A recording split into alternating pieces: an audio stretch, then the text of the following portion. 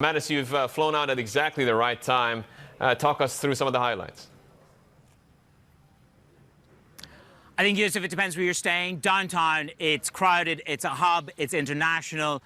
And as I said to you, it is going to get even more, a little bit more Latin American as the next 2 days go on. 2 more flights arriving from Argentina. I think, remember that there's a real sense of occasion, just globally. Think of some of those matches that you and I have reported on the morning after.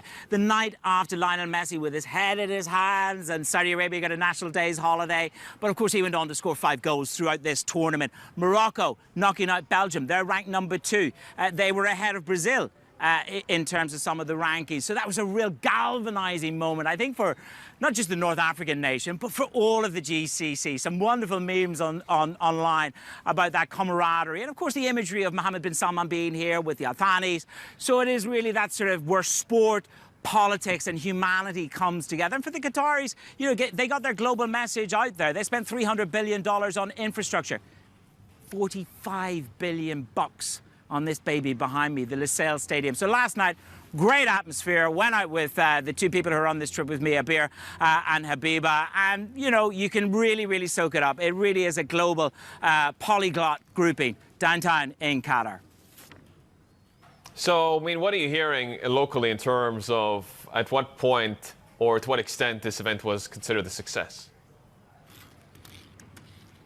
I think it depends on how you define success. If you're talking about viewership, if you're talking about dollars, then it's undeniably way ahead. We're outspending. The Visa data shows in the first 2 weeks of the tournament. On this World Cup, Yusuf, 89% ahead of the 2018 spend, 192% ahead of the 2014 spend for FIFA. So there is no doubt about it that you've got spend going on, with inflation and prices being the key issue.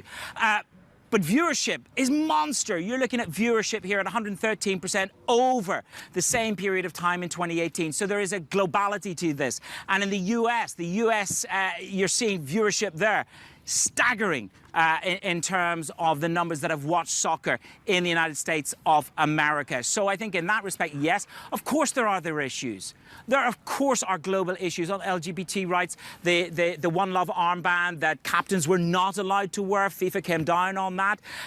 There was the human rights issues, the workers' issues, the drinking of alcohol in the stadiums, decisions that were switched overnight. So there's much that you can focus on that reputational side from a global point of view. But from a sporting point of view, then you are looking at something that is a resounding success.